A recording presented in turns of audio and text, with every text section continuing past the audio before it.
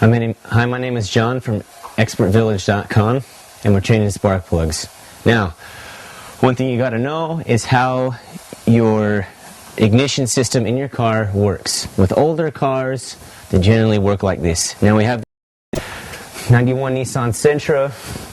We go from the coil distributor right here, then the distributor to each one of your spark plug wires. Spark plug wires then connect to your spark plug.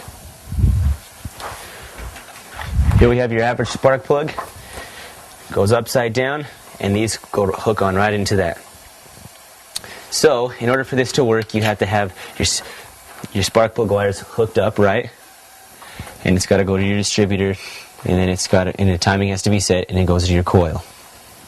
So now we're going to remove the spark plug. Now, first thing you want to do is clean it. So you want to make sure it's clean. You don't want any random debris falling inside your engine. It's not good. Let's clean it.